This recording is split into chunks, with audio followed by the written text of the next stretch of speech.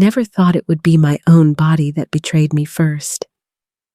One minute, I was standing at work, the hum of fluorescent lights overhead.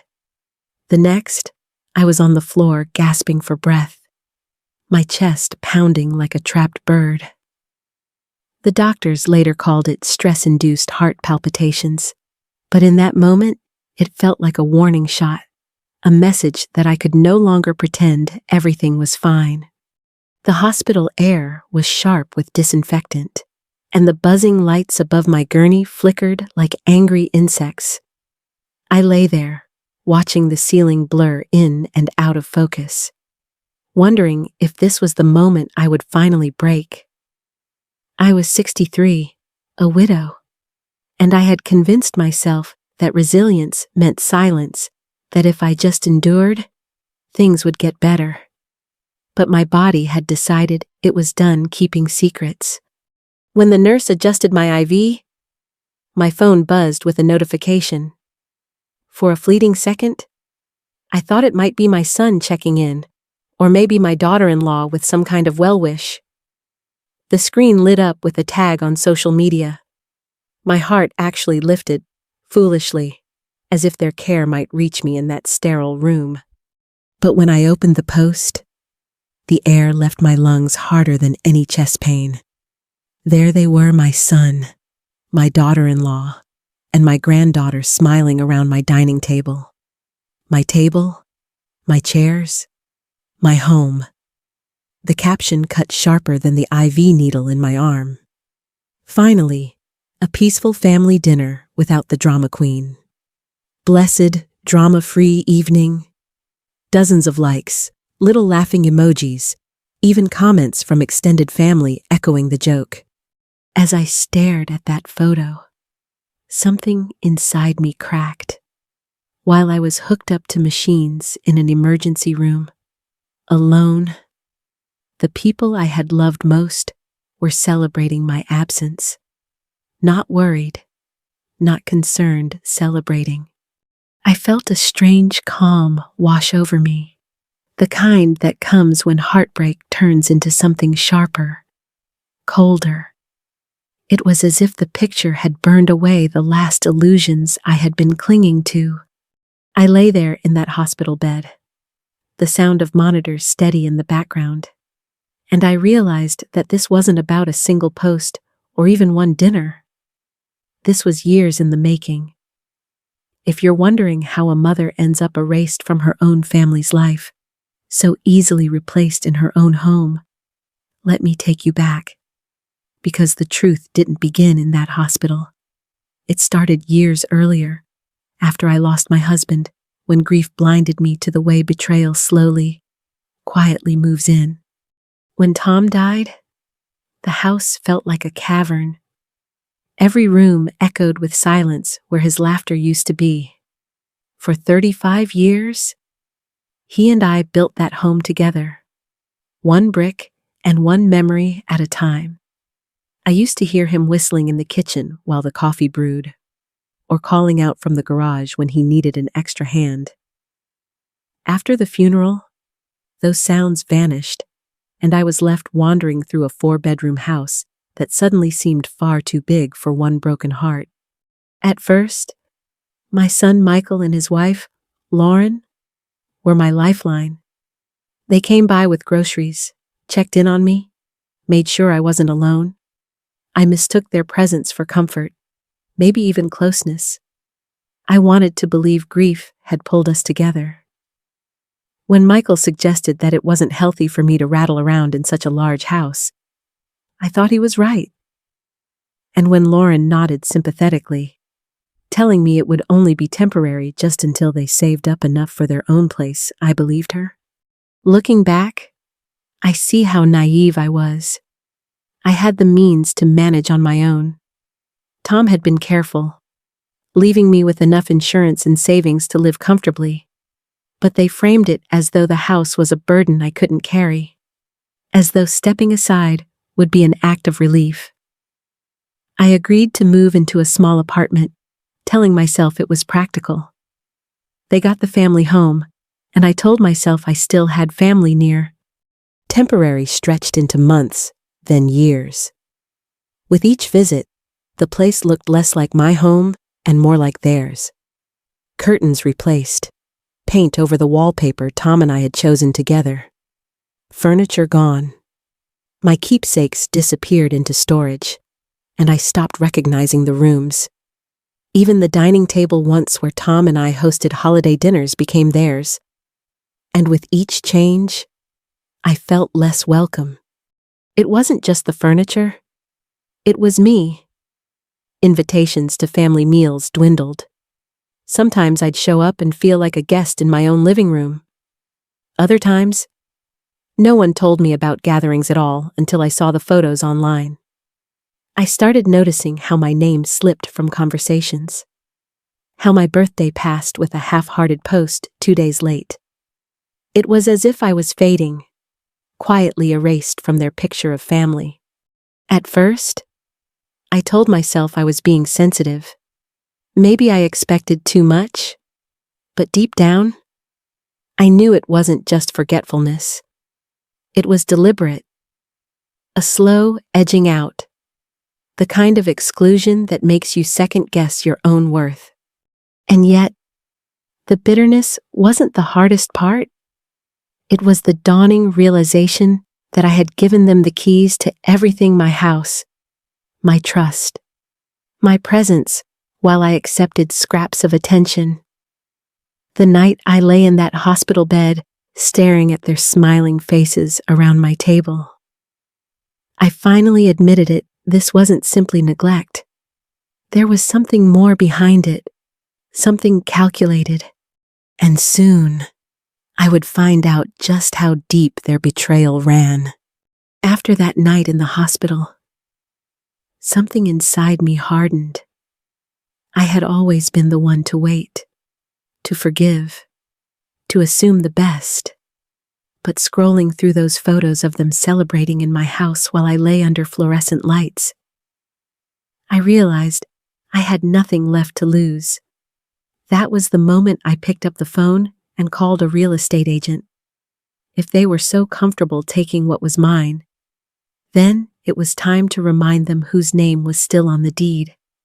The agent was brisk but kind, the sort of woman who had probably seen her share of family messes tied to property sales.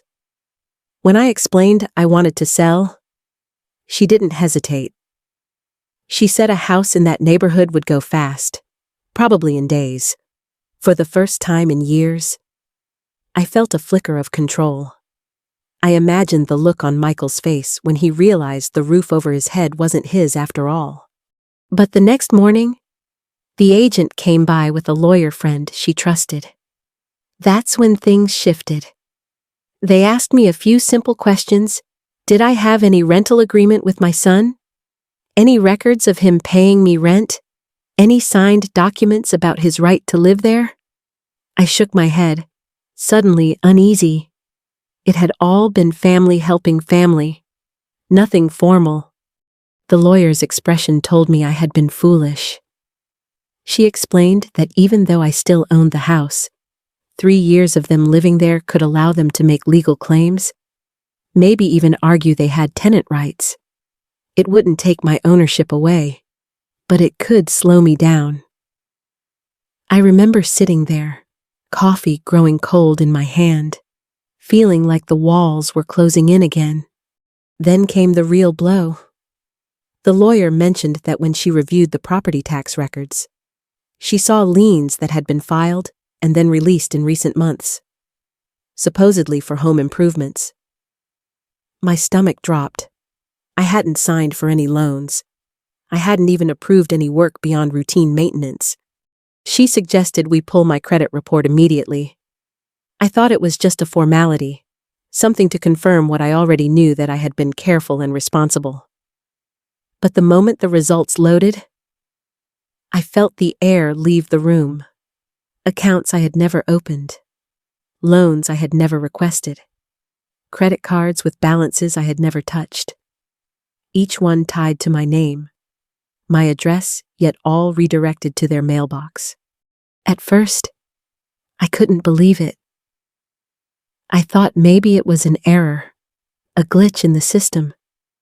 But then, I saw the phone number listed on several accounts. It was Michael's. My own son had been stealing my identity, signing my name, draining my credit for his lifestyle. Shock turned quickly to something hotter, heavier. Anger burned through the numbness that had been holding me hostage for years.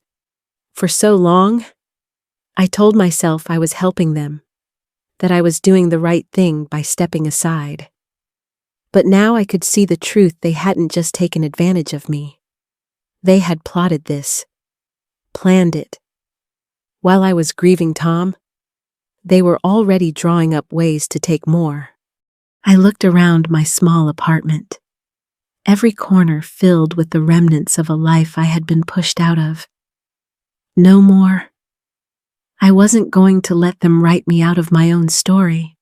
That night, I sat at my kitchen table with the credit report spread out like a crime scene. My hands shook, but not from fear anymore, from determination. Tomorrow, I would confront them. Tomorrow, I would stop being quiet. The next morning, I didn't wait for courage. I had lived too long postponing difficult things. I called Michael and Lauren, told them we needed to talk. My voice was steady, though inside my stomach twisted like wet rope. When I finally stood in that living room, my living room that no longer felt like mine, I almost couldn't breathe. The walls had been repainted. The family photos I once hung had vanished, and even the scent was different, as if I'd stepped into a stranger's home. Michael leaned against the counter with his arms crossed, and Lauren perched nearby with that practiced smile she always wore when she wanted to appear composed. I laid everything out: the credit report, the loans, the accounts in my name. For a second, there was silence.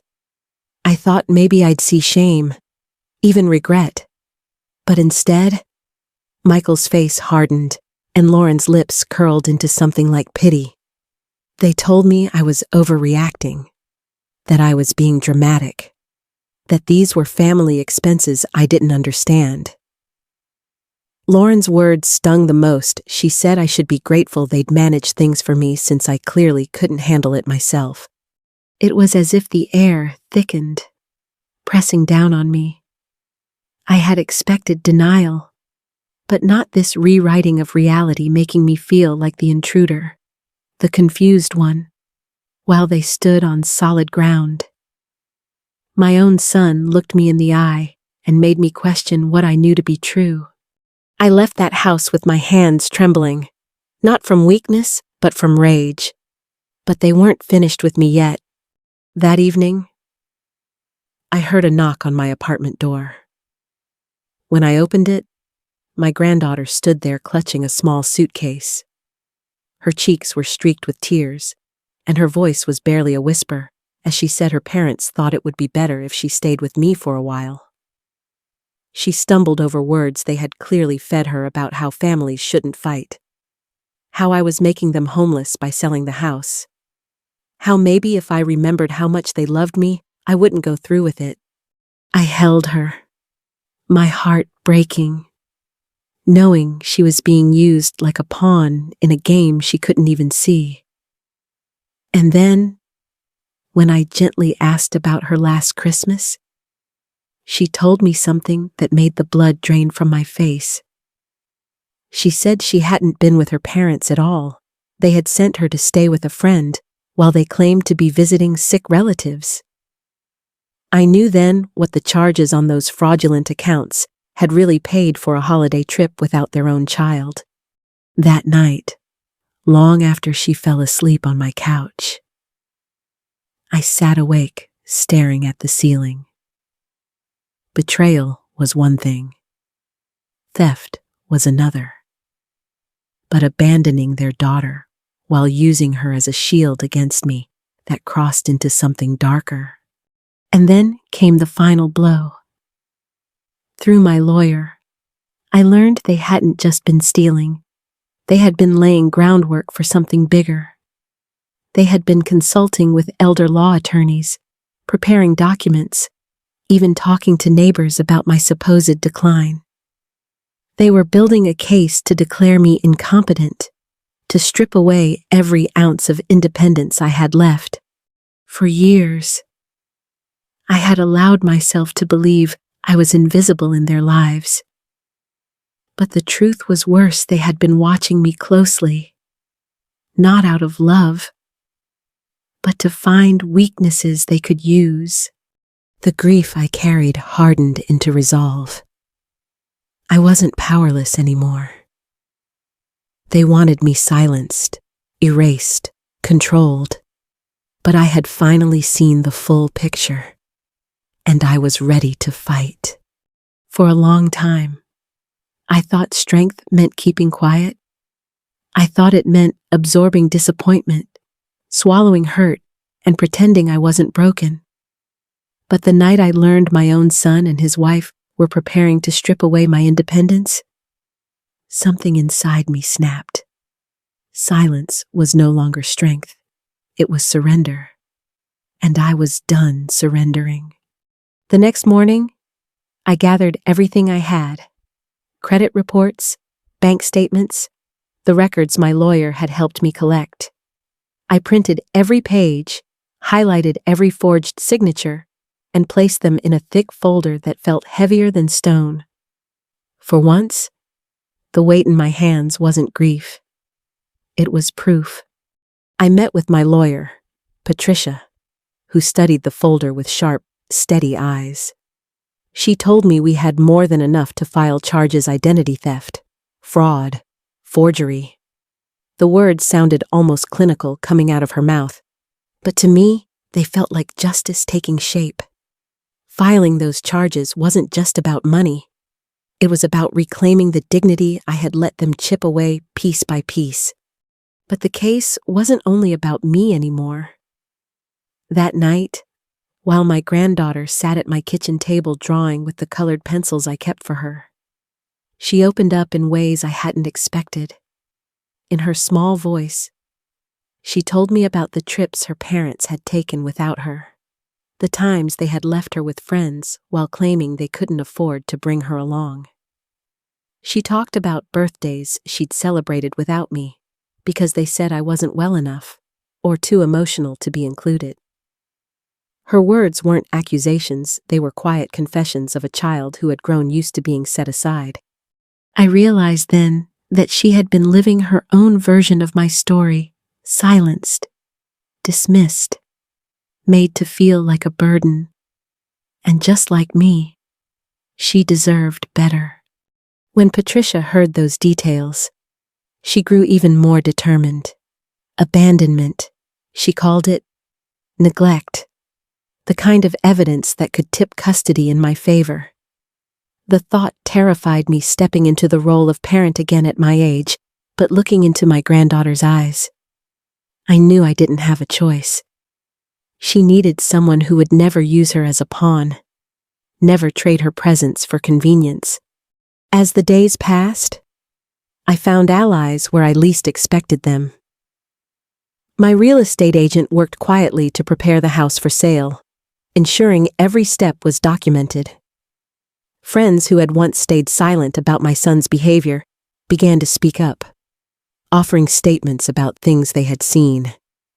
Piece by piece, the puzzle of truth came together, stronger than the lies Michael and Lauren had been weaving for years. For the first time in a long while, I felt momentum carrying me forward instead of grief holding me back. Yes, I was still scared. Yes, there were nights I lay awake staring at the ceiling, wondering how far they would go to protect their lies. But I also knew something had shifted. I was no longer the widow who gave up her house to feel useful. I was no longer the mother who accepted scraps of attention. I was a woman who had finally chosen to fight not just for myself, but for the child who deserved better. The turning point wasn't a single signature on a legal document.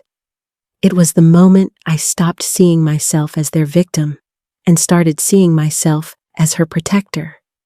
And with that realization, the path ahead, no matter how difficult, felt clear. Justice was no longer a distant hope. It was a destination I was walking toward, step by steady step. When the court proceedings finally ended, it felt as though I had walked through fire and come out the other side still standing. Michael and Lauren faced the charges laid out against them: identity theft, fraud, forgery, and neglect. Watching the judge read out their sentences wasn't joyful, exactly. It was sobering. They weren't strangers on trial. They were family. And yet, the truth demanded consequences. Michael received time in prison, restitution, and a future shadowed by his own choices. Lauren escaped with less severe punishment, but her reputation was fractured beyond repair. For so long, they had convinced others that I was fragile, confused, even dramatic. But now, in front of everyone, the facts told a different story. I was not the confused one. I was the wronged one. The house sold quickly, just as the agent had promised. Signing the papers felt bittersweet, like closing a chapter that had once been filled with Tom's laughter and love. But as I held that check in my hands, I didn't see loss. I saw freedom.